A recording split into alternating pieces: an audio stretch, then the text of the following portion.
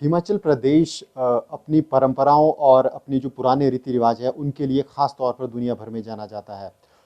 इन परंपराओं को हिमाचल प्रदेश की इस कला को आगे बढ़ाने का जिम्मा हिमाचल प्रदेश हैंडलूम जो हैंडीक्राफ्ट जो कॉरपोरेशन है उसके ज़िम्मे रहता है और इस संस्था को आजकल संभाल रहे हैं इसके वाइस चेयरमैन हैं संजीव कटवाल। इनसे बात करते हैं। हिमाचल प्रदेश दुनिया भर में जाना जाता है अपनी पेंटिंग के लिए, अपनी जो पुरानी कलाकृतियां हैं उनके लिए। जब केंद्रीय मंत्री अनुराग ठाकुर हिमाचल प्रदेश आए थे उन्होंने विशेष तौर पर जिक्र भी किया था इन चीज़ों का कि हिमाचल का चाहे वो चंबा रुमाल है, कांगड़ा पेंटिंग है, इस तरह की जो तमाम चीज़ें हैं वो दुनिया भर में हिमाचल को नाम दिला सकती हैं। कैसे आपकी कॉरपोरेशन इन चीज़ों को संजोने का और आगे बढ़ाने का काम कर रही है? पहले तो राजेंद्र जी आपका धन्यवाद। आपके टीवी के माध्यम से हम बताना चाहते हैं कि हिमाचल प्रदेश का हैंडीक्राफ्ट हैंडलूम डिपार्टमेंट जो है, जो हमारी पौराणिक हम कह सकते हैं कि जो हर क्षेत्र की अलग अलग वस्तुएं थी उनको हम उनका संरक्षण कर रहे हैं, उनको पुनर्जीवन कर रहे हैं ताकि लोग अपनी संस्कृति को बचा सकें और संस्कृति को बचाने के साथ साथ अपना रोजगार भी इसमें उत्पन्न होगा, अपने रोजगार के साधन अपनी इनकम बढ़ा सकते हैं। जैसे आपने कहा कि हमारी पुरानी वस्तुएं या जो हम पहनावा पहनते थे, शॉल, टोपी, मफलर लो आप, उसके बाद चंबा चले जाओ, चंबा की चप्पल है, चंबा का रुमाल है, चंबा का थाल है। कांगड़ा में आते हैं आप तो कांगड़ा की पेंटिंग है। इसी तरह आप नीचे हिमाचल में जहाँ बांस की आकृतियाँ बनती हैं, बांस का जो सामान बनता है, कांगड़ा का क्षेत्र है, मंडी का सरकाघाट, धर्मपुर, हमीरपुर यहाँ का क्षेत्र है। इसी तरह आप लकड़ी के ऊपर आ जाओ तो लकड़ी की निकासी होती है। इसमें आपके अपर हिमाचल में जैसे आपका किन्नौर में सांगला में है, इसी तरह कुल्लू का बंजार का क्षेत्र है, पांवटा साहिब का क्षेत्र है। ऐसे पालमपुर के अंदर हमारे लकड़ी के खिलौने का सेंटर है। ऐसे अनेक पौराणिक वस्तुएं थी जो धीरे धीरे लुप्त हो रही है। हैंडीक्राफ्ट डिपार्टमेंट इनको बचा रहा है और हर साल में लगभग हर क्षेत्र के अंदर एक दो ट्रेनिंग सेंटर शुरू कर रहा है ताकि लोग अपनी पारंपरिक इन जो धरोहर है इसको ना भूल के इसको हम पुनराजीवित करें। ये हैंडीक्राफ्ट हैंडलूम डिपार्टमेंट का लक्ष्य है। कटवाल साहब, एक सीधी बात करना चाहूँगा, अब तक हमने क्या कुछ इस क्षेत्र में किया है, कितने लोगों को रोज़गार दिया है, और रोज़गार देने के बाद उसके बाद जो दूसरी स्टेज आ जाती है वो मार्केट की रहती है, लेकिन ट्रेनिंग की दृष्टि से अगर हम कहें तो कितने लोगों को हम ट्रेनिंग दे चुके हैं और कहाँ कहाँ इन लोगों को प्रशिक्षण दिया जा चुका है? राजेंद्र जी, अभी तक मुझे बने हुए 3.5 वर्ष हो गए। 3.5 वर्ष में हमने लगभग 4000 लोगों को इसकी ट्रेनिंग दी। इसमें जो रोजगार की बात कर रहे हैं तो हमारा मुख्य उद्देश्य है कि स्वरोजगार, कि लोग ट्रेनिंग लें और अपने कारोबार को शुरू करें, जिससे जब कुछ समय वो खेती बाड़ी करते हैं या बाकी अपना काम करते हैं, जब उनके पास समय बच जाता है तो हमारे इस जो कॉरपोरेशन के जो ट्रेनिंग सेंटर हैं इनके माध्यम से वो ट्रेनिंग लेते हैं और उस समय के अंदर वो उस समय का सदुपयोग करते हैं और अलग अलग प्रकार के वो वस्तुएं निर्मित करते हैं। इसके अलावा मार्केट की अगर हम बात करें तो ताकि लोग इन प्रोडक्ट्स को जो वो खुद तैयार करेंगे उनको कहीं ऐसी जगह बेच सके जहाँ उनको उचित दाम मिल सके, इसके लिए कुछ व्यवस्था भी कॉरपोरेशन की तरफ से की जाती है? बिल्कुल।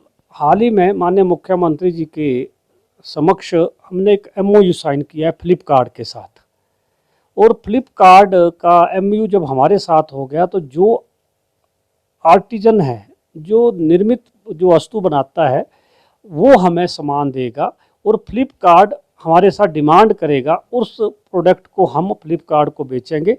उससे क्या होगा, एक तो जो प्रोडक्ट जो सामान बनाने वाला है उसको अपनी जो उसकी जो कीमत है उसकी गारंटी रहेगी कि हमने अपना सामान कॉरपोरेशन को दिया, गवर्नमेंट को दिया, तो उसको ये चिंता रहेगी कि जो मैंने सामान दिया है वो उसका हमारी पेमेंट रुकेगी। और हमें ये प्लस पॉइंट रहेगा कि MOU जब हमारा फ्लिपकार्ट से साथ हो गया तो उस सामान को हम फ्लिपकार्ट को देंगे और फ्लिपकार्ट अंतर्राष्ट्रीय मार्केट या राष्ट्रीय मार्केट में सेल करेगा, जिससे जो हमारे आर्टिजन हैं उनको भी पैसा मिलेगा और कॉरपोरेशन का भी लाभ होगा। और इससे हमारी इनकम भी बढ़ेगी प्रदेश की भी। दूसरा इसमें और भी जो आप कह रहे थे, अगर कोई जो प्रोडक्ट तैयार करता है, सामान तैयार करता है, तो ये अपने ऑनलाइन भी उसको सेल कर सकता है।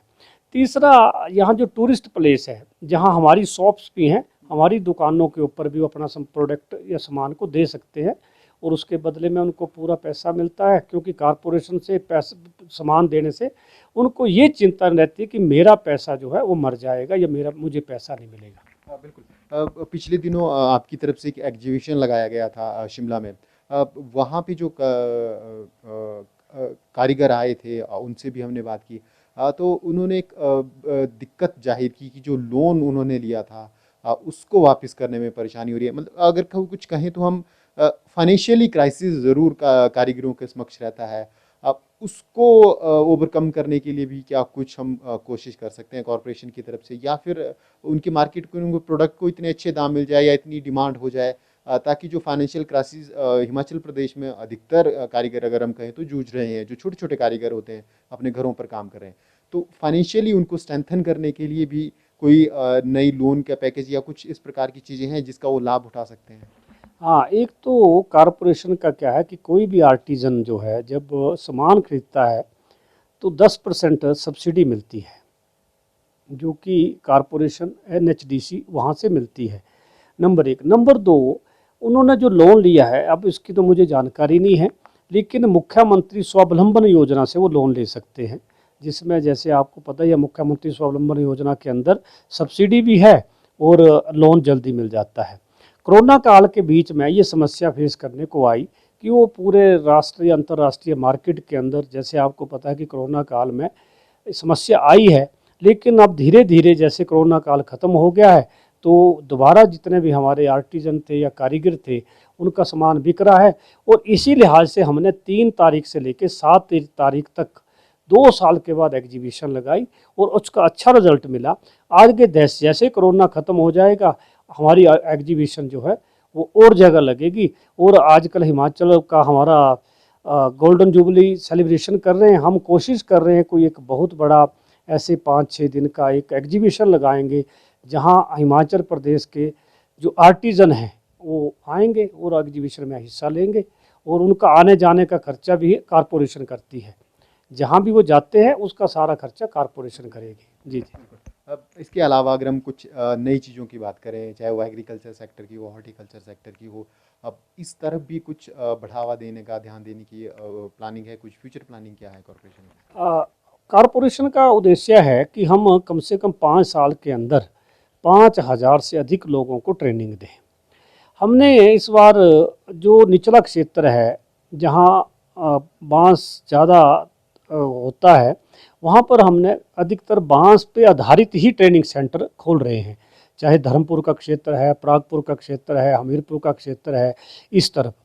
तो उससे क्या होगा कि वहाँ के जो लोग थे वो अपना पुरानी वस्तुएं बनाते थे, लेकिन हम उन पुरानी वस्तुओं के साथ साथ, चाहे बांस का फर्नीचर है, बांस के खिलौने हैं या बांस का कोई साज सज्जा का सामान है, वो भी बनाएंगे। दूसरा, कई जगह आपने देखा कि हमारे यहाँ आगजनी की ज़्यादा घटना होती है, तो जहाँ चीड़ के पौधे ज़्यादा हैं वहाँ हम केवल पाइन नीडल पे आधारित पे ही हम ऐसे ट्रेनिंग सेंटर दे रहे हैं। चाहे कुमारहट्टी का नीचे सोलन में आपने देखा होगा, शाहपुर के अंदर किया हमने, इसी तरह हम और 2-3-4 जगह और ऐसी ट्रेनिंग सेंटर खोल रहे हैं। एक बार हम ट्रायल सेंटर हम कह सकते हैं कि जो पाइन नीडल की जो पत्तियाँ हैं, इससे अच्छे प्रोडक्ट, चाहे वो ऑफिस में यूज़ होने वाले हों या शो पीस हों, जब वो अच्छे हमें लोग उनको पसंद करेंगे, हम और जगह भी ऐसे ट्रेनिंग सेंटर खोलेंगे। जी बिल्कुल। तो संजीव कटवाल इस वक्त हमारे साथ है, और हैंडलूम एंड हैंडीक्राफ्ट जो कॉरपोरेशन है उसकी तरफ से जो फ्यूचर प्लानिंग है, उन्होंने बताया कि पाइन नीडल्स और बैम्बू प्लांट्स की सहायता से जो हिमाचल प्रदेश में अधिक से अधिक स्वरोजगार उत्पन्न करेंगे। कैमरामैन लकी के साथ राजेंद्र शर्मा, ITV भारत, शिमला।